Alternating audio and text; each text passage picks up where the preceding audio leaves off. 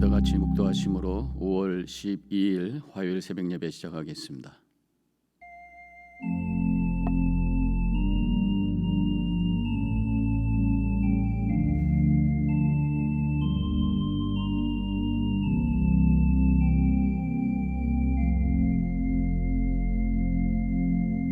새날을 주신 하나님, 이 아침 하나님을 향해 우리 마음의 문을 열고 주님의 은혜를 구하며 엎드려집니다.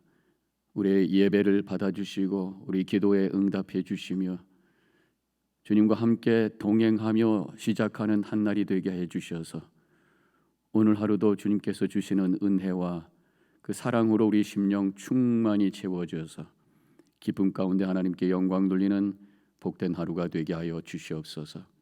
걱정과 근심 우리 마음 차지하지 못하도록 주님의 은혜만이 충만하게 하옵시고 말씀으로 충만하게 하옵시고 주님을 향한 사모하는 심령으로 충만한 오늘 하루가 되게 하여 주시옵소서.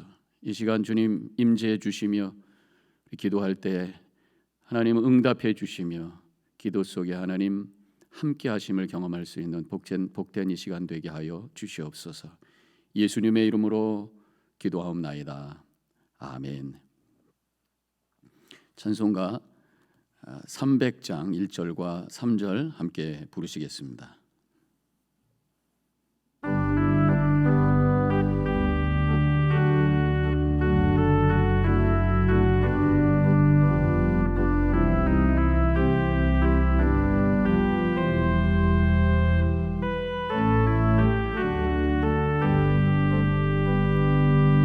내 맘이 낙심되며 근심에 눌릴 때 주께서 내게 오사 위로해 주시네. 가는 길 캄캄하고 괴로움 많으나 주께서 함께하며 내 짐을 지시네. 그 은혜가 내게 족하네. 그 은혜가 족하네. 이 괴로운 세상 지날 때 그 은혜가 족하네. 번민이 가득 차고 눈물이 흐를 때 주 나의 곁에 오사 위로해 주시네. 환난이 닥쳐와서 어려움 당할 때 주님의 능력 입어 수를 이기네. 그 은혜가 내게 족하네. 그 은혜가 족하네. 이 괴로운 세상 지날 때 그 은혜가 족하네.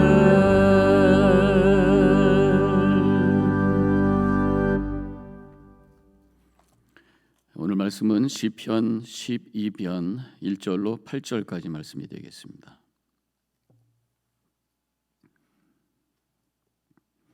여호와여 도우소서. 경건한 자가 끊어지며 충실한 자들이 인생 중에 없어지나이다. 그들이 이웃에게 각기 거짓을 말하며 아첨하는 입술과 두 마음으로 말하는도다. 여호와께서 모든 아첨하는 입술과 자랑하는 혀를 끊으시리니 그들이 말하기를 우리가 혀가 이기리라. 우리의 입술은 우리 것이니 우리를 주관할 자 누구리요 함이로다. 여호와의 말씀에 가련한 자들의 눌림과 궁핍한 자들의 탄식으로 말미암아 내가 이제 일어나 그를 그가 원하는 안전한 지대에 두리라 하시도다. 여호와의 말씀은 순결하며 흑도가니에 7번 단련한 은 같도다. 여호와여 그들을 지키사 이 세대로부터 영혼까지 보존하시리이다. 비열함이 인생 중에 높임을 받을 때에 악인들이 곳곳에서 날뛰는도다. 아멘.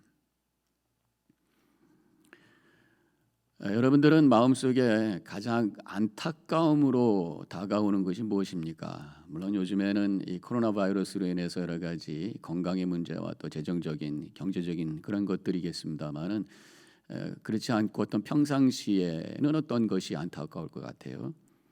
아마 그래도 여전히 건강과 또 재정적인 문제와 자녀들 거기에서 우리가 머무를 것입니다. 근데 오늘 이 다윗은 하나님께 기도를 하면서 여호와여 도우소서 하면서 시작하는 그가 갖고 있는 그 안타까운 내용을 1절에서 고백을 하고 있는데, 경건하고 충실한 사람들이 사라지고 있다고 하는 것에 대한 안타까움이었다고 하는 것입니다. 1절에 이렇게 쓰여져 있습니다. 여호와여 도우소서, 경건한 자가 끊어지고 충실한 자들이 인생 중에 없어지나이다. 이 거룩함과 신실함이 사라지고 있는 이 현실에 대한 탄식, 어떤 물질적인 것, 육신적인 것, 그런 것들에 대한 안타까움이 아니라 하나님의 형상대로 지음받은 자들이 그 형상을 잃어버리는, 영적으로 타락하고 있는, 또 세속화되고 있는 그런 현실에 대한 안타까움으로 주님을 향해 간구하고 있는 것을 보게 됩니다. 어떤 죄악에 대한 탄식, 바로 이것이 우리 믿는 자들이 가져야 될 그 안타까움이 아니겠는가, 믿는 자들이 먼저 해야 될 그 기도의 내용이 아닌가라는 것을 깨닫게 됩니다. 하나님께서 인간을 향해서 가장 먼저 중요하게 생각하시면서 찾는 게 무엇일 거라고 생각을 하십니까? 하나님께서 우리가 건강하게 잘 먹고 잘 사는 것, 물론 하나님이 우리가 불행하고 어려운 것에 대해서 안타까워하십니다. 오늘 본문에도 보면은 마지막 부분에 그 어려운 가운데 있는 자들에 대한 하나님의 그 안타까움을 우리가 알 수 있는데, 하나님은 그런 차원보다 먼저 관심을 갖고 찾으시는 것이 바로 우리의 영혼의 상태에 대한 말씀이라고 하는 것입니다. 우리의 영혼이 어떠한 상태에 있느냐라고 하는 것이, 지금 코로나 바이러스로 인해서 많은 그런 도전이 있는 그런 상황 속에 우리가 있습니다. 그럼에도 불구하고 하나님께서는 여전히 우리의 영혼에 대해서 먼저 관심을 갖고 계시다고 하는 것이, 우리의 영혼이 얼마만큼 하나님의 형상대로 회복되고 있는지, 얼마만큼 거룩하고 신실한 삶을 살고 있는지를 주님께서는 찾고 계시다고 하는 것입니다. 그래서 우리 믿는 자들은 세상에 신실한 사람들이 사라지고 있음에 대한 그 안타까움을 바라보면서 기도해야 되는 것이죠. 적어도 이러한 기도를 하는 분들은 그 내면이, 그 영혼이 하나님을 향해서 신실함 속에 살려고 하는 그 몸부림이 있을 것이라고 믿습니다. 자신의 영혼의 상태에 대해서 관심이 없는 사람들은 이 세상의 어떤 죄악에 대해서, 또 신실함과 거룩함이 사라지고 있는 그 현실에 대한 그 안타까움을 가지고 아마도 기도하지는 않을 것 같다라는 생각이 들어요. 다윗은 이어서 하나님을 향해서 이 거짓과 아첨 그리고 자랑하는 혀에 대해서 심판을 간구하고 있는 말씀을 하고 있는 것을 보게 됩니다. 이 죄의 근본이 입에서 나오는구나라고 하는 것을 다시 생각을 해보게 되지요. 그래서 야고보서에서도 보면은 야고보서 3장 6절에서 혀는 곧 불이요 불의의 세계라. 혀는 우리 지체 중에서 온 몸을 더럽히고 삶의 수레바퀴를 불사르나니 그 사르는 것이 지옥불에서 나느니라. 이렇게 쓰여져 있습니다. 죄의 출발은 바로 이 입, 말로부터 시작이 되었다고 하는 것을 이 창세기를 통해서도 우리가 생각해 볼 수가 있어요. 에덴 동산에서 사탄이 뱀으로 나타나서 아담과 하와를 유혹합니다. 말로 하잖아요. 그때 거짓말을 합니다. 하나님께서 그 선악을 알게 하는 나무의 실과를 먹으면 너희들이 정령 죽으리라 이렇게 했는데, 마귀는 너희들이 결코 죽지 않는다 이렇게 거짓말을 합니다. 그리고 너희들이 그것을 먹으면 하나님같이 될 것이다 이렇게 거짓말을 하는 것이죠. 입을 통해서, 말을 통해서, 이 거짓을 통해서 죄가 세상에 들어오고, 그래서 우리 삶 속에 이렇게 엄청난 불행과 어려움이 있는 것을 우리는 알 수가 있습니다. 그래서 우리는 내 입을 조심해야 될 것이고, 다른 사람의 입을 통해서 나오는 말에 대해서도 우리가 조심해야 될 것이죠. 말을 통해 다른 사람들을 현혹시키고 상처를 주는 것, 이 거짓이죠. 또 말을 통해서 욕심을 채우는 것, 이것이 바로 아첨이잖아요. 또 나를 과장해서 다른 사람으로 하여금 제대로 판단하지 못하게 하는, 이게 자랑이잖아요. 오늘 말씀이 바로 그 내용이 쓰여져 있는 것을 보게 됩니다. 그래서 우리는 옛날에 자나깨나 불조심했지만, 또 우리 믿는 사람들은 자나깨나 입조심, 말조심, 이것이 우리가 늘 생각해야 될 내용이라고 하는 것입니다. 다윗은 계속해서 기도하면서 5절에서는 이제 가련한 자와 눌림 속에 있는 자들, 궁핍한 자들을 위해서 기도하고 있어요. 하나님께서 이런 사람들의 탄식을 들으시고 그들을 안전하게 돌보신다고 하는 것을 고백하고 있는 것이 5절의 말씀입니다. 그것이 하나님의 약속이라고 확신하면서 선포하고 있어요. 하나님의 약속의 말은 너무나도 순수하고 그것은 빈말이 아니다라고 하는 그 강조하는 표현을 6절에서 도가니에 7번 단련한 은같이 순수한 진짜 약속이다 이렇게 말씀하고 있는 거죠. 제가 며칠 전에 하나님의 공의에 대해서 말씀을 드리면서 하나님의 공의는 두 가지 방향으로 흘러간다 이런 말씀을 드렸습니다. 높은 것은 깎고 낮은 것은 채우시는 것이 하나님의 공평이고 공의라는 거예요.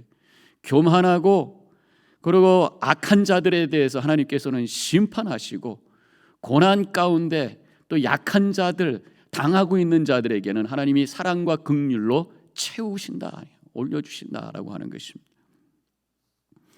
그래서 우리가 하나님을 이 세상에 보여주는 삶을 살기 위해서는 우리가 똑같이 이 두 가지 마음을 갖고 있어야 되는 것입니다. 이 세상의 악에 대해서는 탄식하고, 또 내 안에 있는 죄에 대해서는 하나님 앞에 회개하는 그런 결단의 그런 고백이 있어야 될 것이고요. 또 고난과 어려움 가운데 있는 자들을 향해서 긍휼한 마음을 가지고 우리가 하나님께 기도해야 될 것이고, 또 내가 어려움 가운데 있을 때 그 긍휼함과 은혜를 베푸시는 주님 앞에 무릎 꿇고 간절한 마음으로 은혜를 구하는 그런 믿음이 있어야 된다고 하는 것입니다.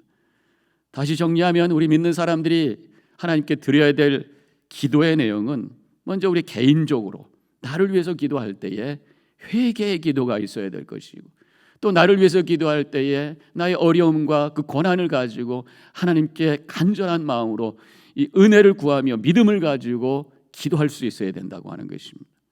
나만을 위해서 기도하는 것이 아니라 우리 믿는 자들은 또 밖을 향해서 중보 기도해야 되는 사람들 아니겠습니까?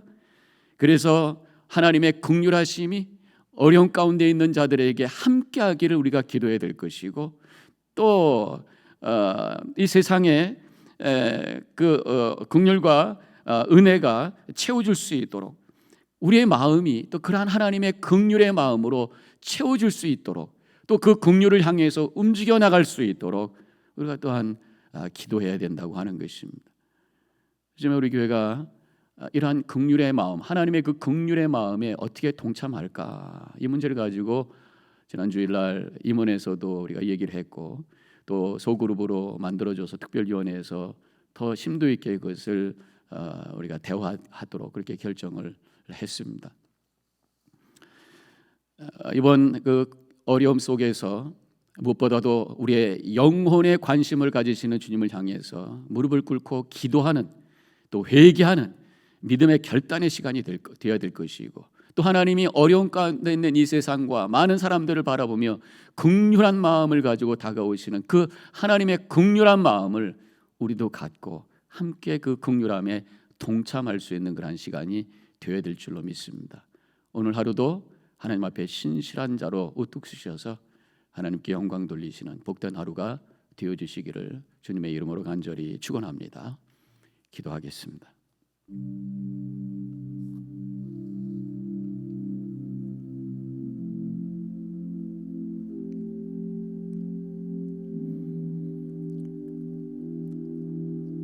하나님께서 먼저 바라보시는 것, 이것은 세상이 또 한 사람 한 사람의 영혼이 하나님의 뜻 안에 거룩하고 진실하게 사는 것인 줄로 믿습니다.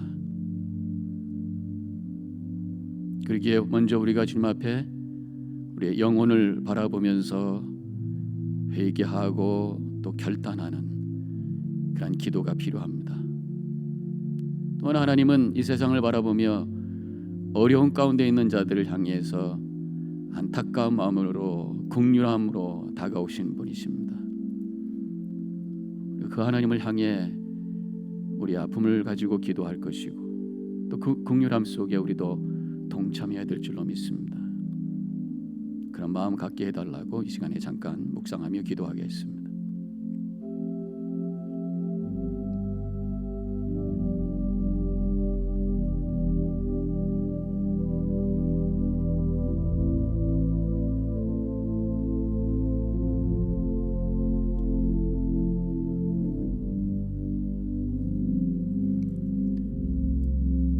우리 하나님, 거룩하신 하나님,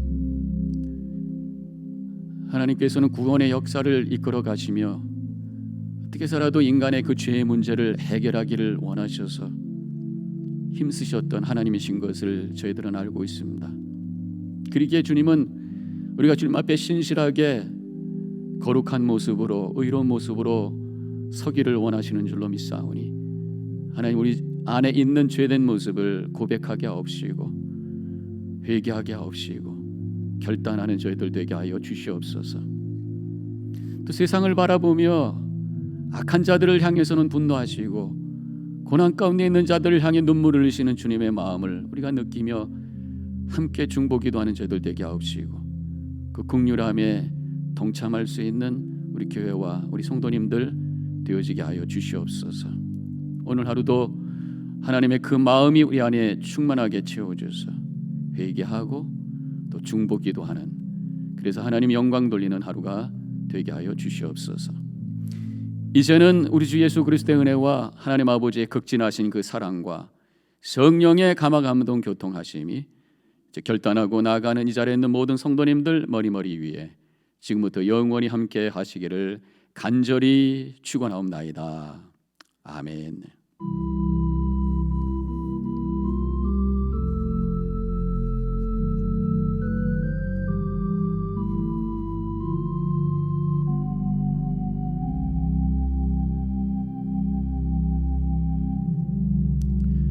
자리에 머물리셔서 잠깐 더 기도하시고 일어서시기 바랍니다.